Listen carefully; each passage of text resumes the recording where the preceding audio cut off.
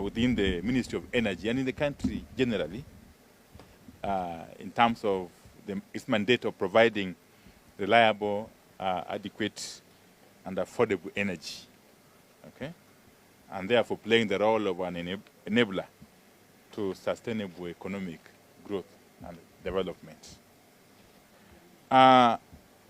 In recognition of this very critical role of Kenya Power, today I made my inaugural visit to Steamer Plaza,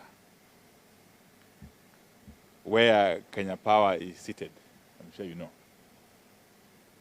And I had a meeting with the board of directors, led by the chairman, Madam Masinde.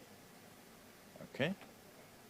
The directors and the senior management team led by the managing director, Mr. Siror. And later on, I had a chance also to address employees, a number of them. Okay? And thereafter, again, I had a chance, together with my team, including the PS, to visit the National Customer Call Center at Steamer Plaza before we drove to this National Control Center in Dandora, as a way of getting understanding of what goes on. The board of directors and management, of course, appraised me on the Kenya Power and Lighting Company's 5-year strategic plan, complete with its current level of implementation. This was meant to help me appreciate the company's work and its alignment of strategies, policies, projects, and programs in support of various national, county, and sectoral strategies, policies, and programs. Now, the engagement also delved on the various challenges experienced, which are normal, I'm sure you know, which are experienced by the institution,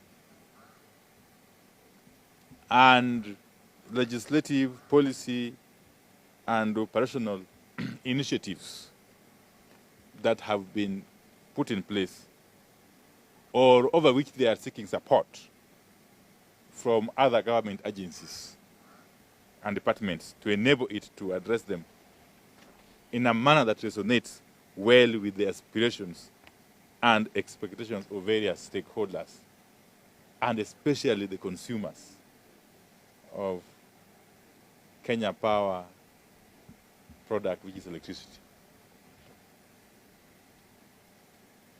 As the interface between the ministry and the energy sector generally and the consumers or the customers, okay, in the entire value chain, expectations of the government and key stakeholders put a very high demand on Kenya Power, its board, management, and staff, to ensure that their strategies, policies, processes, internal culture, and practices remain ethical, effective, and customer responsive in a manner geared towards meeting and if possible, exceeding these stakeholders' expectations.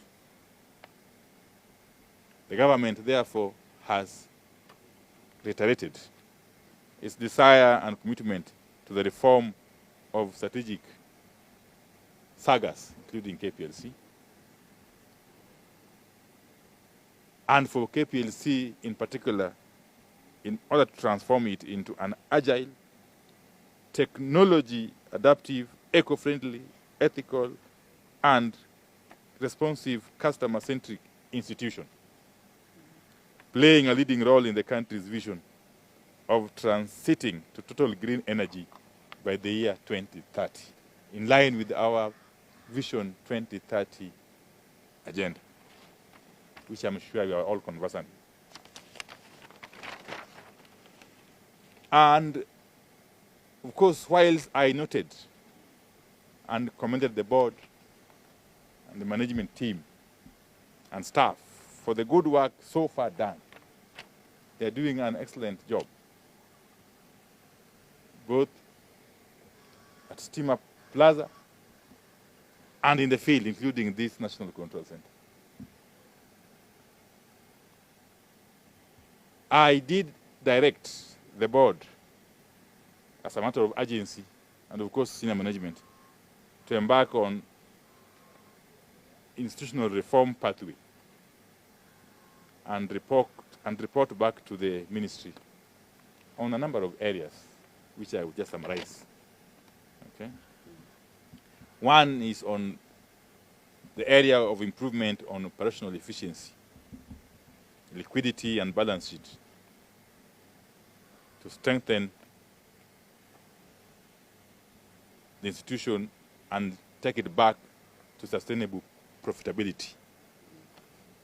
That we agreed, and we got very, very practical steps that the management and the board are going to take, and are taking already actually, towards that goal. Two is the implementation matrix, covering key projects and interventions with major impacts on the reduction of cost of energy to end users in the short and medium term. This matrix, of course, will include project challenges, resource requirements, timelines for completion, accountability, and expected outcomes. Three is on the area of technical and commercial loss reduction strategy, with timelines to reduce the current loss levels, which you know is about 24%.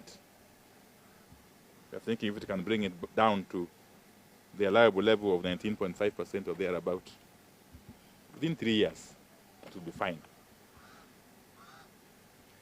A report on technical, operational, human capital capacity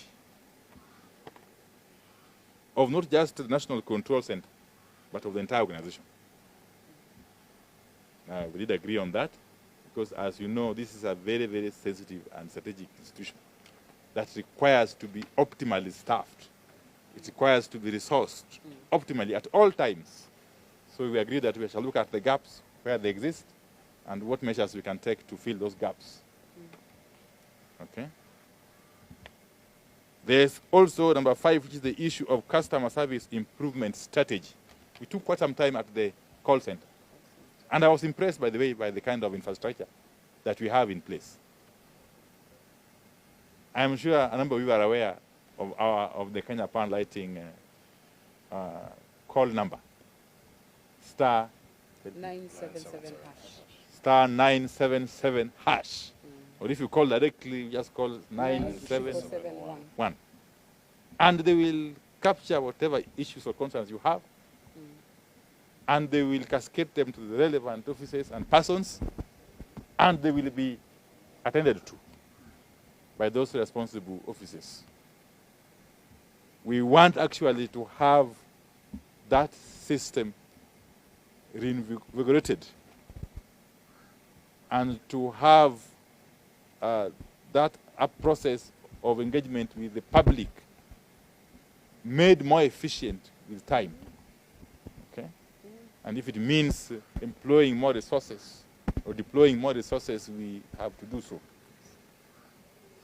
so that the customer or the people remain at the center of our strategy, through and through.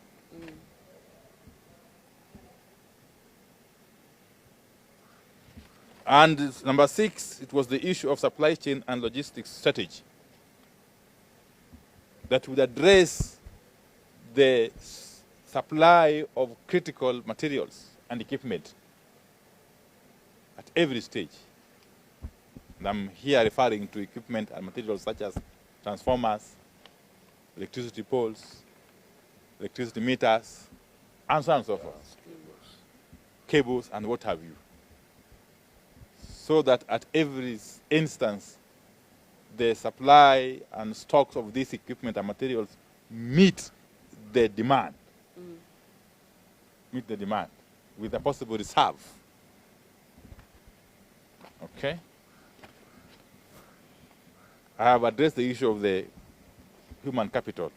I don't want to reiterate it or belabor the point.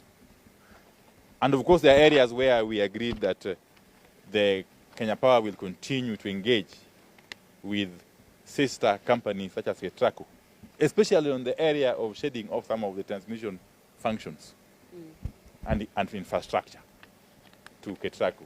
Okay? So, all in all, we had a very, very, very fruitful engagement, right from Steamer Plaza, the call center, customer call center, and now the National Control Center here in the north. And I am confident that these measures that we've agreed upon with the board and management of Kenya Power, if implemented to the fullest possible extent, will have a very, very positive impact in terms of the capacity of the institution to deliver on its mandate, to execute its mandate for the benefit of the people. But going forward, we will be seeing more and more focus on the customer. In other words, Kenya Power has committed to enhance its communication processes so that at every one instance, there is that communication between the company and its end users, for the customers. And there's a mechanism for harvesting feedback and acting on the same in a timely manner. Thank you.